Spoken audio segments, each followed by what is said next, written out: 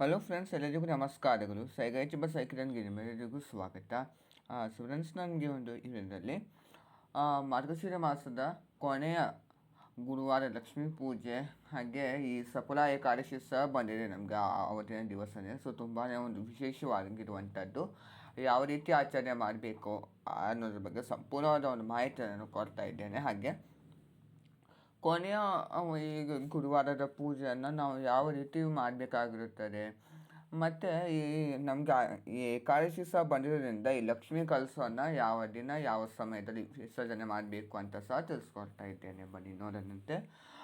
ಮೊದಲು ನಾನು ನಮಗೆ ಈ ಏಕಾದಶಿ ಯಾವಾಗ ಅಂತ ತಿಳಿಸ್ಕೊಡ್ಬಿಡ್ತೀನಿ. ಈ ಸಲ ನಮಗೆ ಬಂದಿರುವಂಥದ್ದು ಸಫಲ ಏಕಾದಶಿ.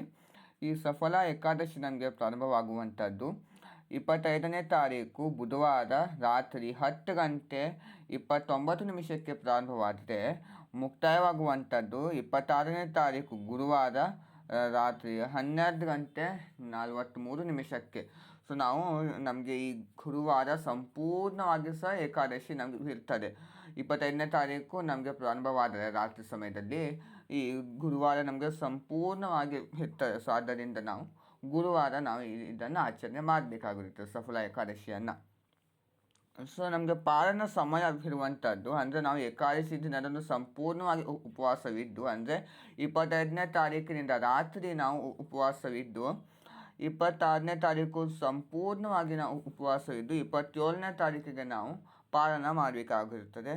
ಪಾಲನದ ಸಮಯ ಶುಕ್ರವಾರ ಬೆಳಿಗ್ಗೆ 5 ಗಂಟೆ 35 ನಿಮಿಷದಿಂದ 8 ಗಂಟೆ 9 ನಿಮಿಷವರೆಗೆ ಇರ್ತದೆ. ಆ ಸಮಯದಲ್ಲಿ ನೀವು ಪಾಲನವನ್ನು ಮಾಡ್ಕೋಬಹುದು. ಅಂದರೆ ನೀವು ಬೆಳಿಗ್ಗೆನೇ ಎದ್ದು ಸ್ನಾನವನ್ನು ಮಾಡಿಕೊಂಡು ದೇವರಿಗೆ ಒಂದು ಪ್ರಸಾದವನ್ನು ನೀವು ಸೇರಿಸಿ ಮಾಡಿಕೊಂಡು ನೀವು ದೇವರ ಪೂಜೆಯನ್ನು ಸಹ ಮಾಡಿಕೊಂಡು ನಂತರ ನೀವು ತುಳಸಿ ತೀರ್ಥವನ್ನು ನೀವು ತೆಗೆದುಕೊಂಡು ಉಪವಾಸವನ್ನು ಬಿಡಬಹುದು. ಈ ಥರ ನೀವು ಏಕಾದಶಿಯನ್ನು ಆಚರಣೆ ಮಾಡಬೇಕಾಗಿರುವಂಥದ್ದು. ಇಷ್ಟು ನಾನು ನಿಮಗೆ ಒಂದು ತಿಳಿಸ್ಕೊಡ್ಬೇಕಾಗಿದ್ದು. ಮತ್ತು ಮಾರ್ಗಶಿರ ಲಕ್ಷ್ಮೀ ಪೂಜೆ ಬಗ್ಗೆ ಯಾವ ರೀತಿ ತಿಳಿಸ್ಕೊಡ್ಬೇಕು ಅನ್ನೋದಾದರೆ, ನೀವು ಉಪವಾಸವನ್ನು ಮಾಡ್ತೀರಿ. ಕೆಲವರು ಉಪವಾಸವನ್ನು ಮಾಡಲ್ಲ, ಹಾಗೆ ಕೆಲವರು ಮಾಡ್ತಾರೆ. ಯಾರೇ ಏಕಾದಶಿಯನ್ನು ಆಚರಣೆ ಮಾಡುವುದಿಲ್ಲ ಅವರಿಗೆ ಏನು ಸಹ ಅಭ್ಯಂತರ ಇರುವುದಿಲ್ಲ. ಯಾಕೆಂದರೆ ಅವರು ಎಲ್ಲ ರೀತಿಯ ಅನ್ನದಿಂದ ಮಾಡಿರುವಂಥ ಒಂದು ಪ್ರಸಾದ ಆಗಿರಬಹುದು, ಎಲ್ಲ ರೀತಿಯ ಒಂದು ಪ್ರಸಾದಗಳನ್ನು ಸಹ ಅವರು ಮಾಡಬಹುದು. ಮತ್ತು ಯಾರು ಉಪವಾಸ ಮಾಡಿರ್ತಾರೋ ಅವರು ಸಹ ಮಾಡಬಹುದು, ಮಾಡಬಾರ್ದಂತಲ್ಲ. ಆದರೆ ಆ ಪ್ರಸಾದವನ್ನು ಸೇವನೆ ಮಾಡಲು ಬರುವುದಿಲ್ಲ. ಯಾಕಂದರೆ ನೀವು ಉಪವಾಸವನ್ನು ಇರ್ತೀರಿ, ನಿಮ್ಮ ಬದಲಿಗೆ ಯಾರು ಏಕಾದಶಿಯನ್ನು ಆಚರಣೆ ಮಾಡಿರುವುದಿಲ್ವೋ ಅಲ್ವೋ ನಿಮ್ಮ ಒಂದು ಫ್ಯಾಮಿಲಿ ಮೆಂಬರ್ಸ್ ಆಗಿರಬಹುದು, ಅವರು ಆ ಪ್ರಸಾದವನ್ನು ನೀವು ಸೇವನೆ ಮಾಡಬಹುದು. ಯಾರು ಏಕಾದಶಿ ಆಚರಣೆ ಮಾಡಿರ್ತಾರೋ ಅವರು ಸಬ್ಬಕ್ಕಿ ಪಾಯಸವನ್ನು ನೀವು ಲಕ್ಷ್ಮೀ ದೇವಿಗೆ ಪ್ರಸಾದವನ್ನು ಮಾಡಿದ್ರೆ ಅದನ್ನು ನೀವು ಸೇವನೆ ಮಾಡಬಹುದು. ಹೋಳಿಗೆ ಮಾಡ್ತೀರಿ, ಕೊನೆಯ ವಾರ ಆಗಿದ್ದರಿಂದ ನೀವು ಅದನ್ನು ಪ್ರಸಾದ ರೂಪವಾಗಿ ತಿನ್ಬಹುದು ವಿನಃ ಸಂಪೂರ್ಣವಾಗಿ ನೀವು ಹೊಟ್ಟೆ ಪೂರ್ತಿ ತಿನ್ನಲು ಸಹ ಬರುವುದಿಲ್ಲ. ಅದನ್ನು ಸಹ ನೀವು ನೆನಪಿನಲ್ಲಿ ಇಟ್ಕೋಬೇಕು. ಸೊ ನೀವು ಇಷ್ಟು ಮಟ್ಟಿಗೆ ನೀವು ಪಾಲನೆ ಮಾಡಿಕೊಂಡ್ರೆ ಸಾಕು. ಯಾರು ಏಕಾದಶಿಯನ್ನು ಆಚರಣೆ ಮಾಡುವುದಿಲ್ಲ ಅವರು ನಿಂಬೆಹಣ್ಣಿನ ಚಿತ್ರಾನ್ನ ಮತ್ತು ಪುಳಿಯೋಗರೆ ಮಾಡ್ಕೋಬಹುದು, ಪೊಂಗಲ್ ಮಾಡಬಹುದು, ವಿಶೇಷವಾಗಿರುವಂಥ ಒಂದು ಪ್ರಸಾದಗಳನ್ನು ಸಹ ಮಾಡಬಹುದು. ಹಾಗೆ ಏಕಾದಶಿ ಆಚರಣೆ ಮಾಡಿರುವಂಥವರಿಗೆ ನೀವು ಅವಲಕ್ಕಿಯನ್ನು ಹಾಕಿ ಪೊಂಗಲನ್ನೇ ಮಾಡಿ ಅವಲಕ್ಕಿಯನ್ನು ಹಾಕಿಕೊಂಡು ನೀವು ಪೊಂಗಲ್ ಮಾಡಿ, ಅವಲಕ್ಕಿ ಹಾಗೆ ಹೆಸರು ಬೇಳೆಯನ್ನು ಹಾಕ್ಕೊಂಡು ನೀವು ಒಂದು ಸಿಹಿ ಪೊಂಗಲ್, ಖಾರ ಪೊಂಗಲನ್ನು ನೀವು ಪ್ರಸಾದ ರೂಪವಾಗಿ ಇಟ್ಟು ಸಹ ನೀವು ಪೂಜೆಯನ್ನು ಮಾಡ್ಕೋಬಹುದು. ಅದು ಸಹ ಒಳ್ಳೆಯದೇ. ಹಾಗೆ ನಾವು ಕೊನೆಯ ವಾರದ ಪೂಜೆ ಸ್ವಲ್ಪ ನಾವು ವಿಶೇಷವಾಗಿಯೇ ಮಾಡಬೇಕಾಗಿರುವಂಥದ್ದು. ಪೂಜಾ ಸಮಯ ಅನ್ನೋದಾದರೆ ಬ್ರಾಹ್ಮಿ ಮುಹೂರ್ತದಲ್ಲೇ ಪೂಜೆಯನ್ನು ಮಾಡಿಕೊಳ್ಳುವಂಥದ್ದು. ಏಕಾದಶಿ ಪೂಜೆ ಹಾಗೆ ಲಕ್ಷ್ಮೀ ಪೂಜೆಯನ್ನು ಸಹ ಬ್ರಾಹ್ಮಿ ಮುಹೂರ್ತದಲ್ಲೇ ಮಾಡಲು ಆಗಿಲ್ಲ ಅಂದರೆ ಕನಿಷ್ಠವಾಗಿ ನೀವು 6 ಗಂಟೆ ಒಳಗಡೆ ನೀವು ಪೂಜೆಯನ್ನು ಮುಗಿಸಲೇಬೇಕು. ಇದು ತುಂಬ ಒಂದು ಸೂಕ್ತವಾಗಿರುವಂಥ ಸಮಯ. ಧನುರ್ಮಾಸ ಸಹ ಇರ್ತದೆ ನಮಗೆ. ಬೆಳಿಗ್ಗೆ ನೀವು ಪೂಜೆ ಮಾಡಿಕೊಂಡ್ರೆ ತುಂಬಾ ಒಂದು ಒಳ್ಳೆಯದು. ಬೆಳಿಗ್ಗೆ ಅಷ್ಟು ನೀವು ಪೂಜೆ ಮಾಡುವಂಥದ್ದು.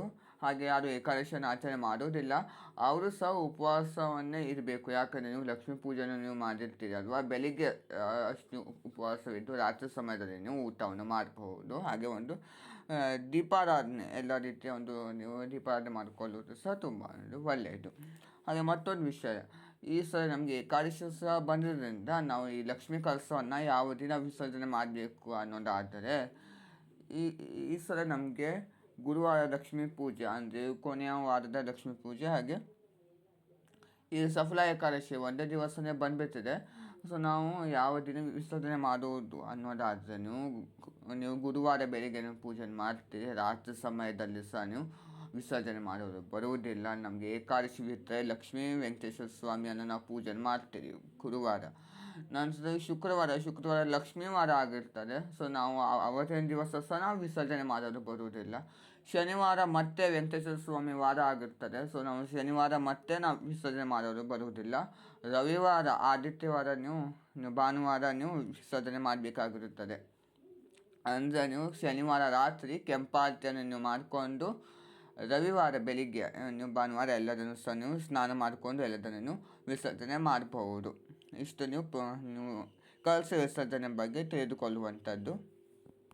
ಕಳಶಕ್ಕಿಟ್ಟಿರುವಂಥ ಬ್ಲೌಸ್ ಪೀಸ್ ಬಳೆ ನೀವೇನೇ ಅದನ್ನು ಉಪಯೋಗಿಸ್ಕೊಳ್ಳಬಹುದು. ಹಾಗೆ ಕಾಯಿ ತುಂಬಾ ಪ್ರಮುಖವಾಗಿರುವಂಥದ್ದು. ಅದನ್ನು ನೀವು ಸಿಹಿನೇ ಮಾಡಬೇಕು, ಮತ್ತು ಏನನ್ನು ಸಹ ನೀವು ಮಾಡಲು ಬರುವುದಿಲ್ಲ. ಹಾಗೆ ಹೂವು, ಗೆಜ್ಜೆ ವಸ್ತ್ರ, ಕಂಕಣ, ಮಾಂಗಲ್ಯ ನೀವು ಯಾರು ತುಳಿಯದೇ ಇರುವಂಥ ಜಾಗಗಳಿಗೆ ಅದನ್ನು ಹಾಕ್ಬಿಡಿ. ಹಾಗೆ ಕಳಸದ ನೀರು ಅದು ಸಹ ಪವಿತ್ರವಾಗಿರುವಂಥದ್ದು. ಅದನ್ನು ಸಹ ನಿಮ್ಮ ಮನೆಯಲ್ಲಿ ಇರುವಂಥ ತುಳಸಿ ಗಿಡಕ್ಕೇ ನೀವು ಅದನ್ನು ಹಾಕಿ, ಮತ್ತು ಕಳಶದ ಕೆಳಗೆ ಇಟ್ಟಿರುವಂಥ ಅಕ್ಕಿ ಅದನ್ನು ವೆಜ್ ಅಡುಗೆಗಳಿಗೆ ಉಪಯೋಗಿಸ್ಕೊಳ್ಳಬಹುದು. ನೋಡಿ ಫ್ರೆಂಡ್ಸ್, ಇವತ್ತಿನ ಈ ಒಂದು ವಿಡಿಯೋದಲ್ಲಿ ನಾನು ನಿಮಗೆ ಏಕಾದಶಿ ಬಗ್ಗೆ ಹಾಗೆ ಈ ಮಾರ್ಗಶಿರ ಮಾಸದ ಕೊನೆಯ ಗುರುವಾರ ಲಕ್ಷ್ಮೀ ಪೂಜೆ ಬಗ್ಗೆ ಸಂಪೂರ್ಣವಾದ ಮಾಹಿತಿಯನ್ನು ಕೊಟ್ಟಿದ್ದೇನೆ. ಈ ಇಷ್ಟವಾದಲ್ಲಿ ಲೈಕ್ ಮಾಡಿ, ಶೇರ್ ಮಾಡಿ, ಕಮೆಂಟ್ ಮಾಡಿ. ಹಾಗೆ ಅವರೇ ಕನ್ಕು ಪ್ಲೀಸ್ ಫ್ರೆಂಡ್ಸ್ ನನಗೆ ಸಬ್ಸ್ಕ್ರೈಬ್ ಮಾಡೋದನ್ನು ಮರಿಬೇಡಿ. ಏನಾದರೂ ಸಹ ಗೊಂದಲ ಇದ್ದರೆ ಕಮೆಂಟ್ ಮಾಡಿ, ನಾನು ನಿಮಗೆ ಉತ್ತರ ಕೊಡ್ತೇನೆ. Thank you.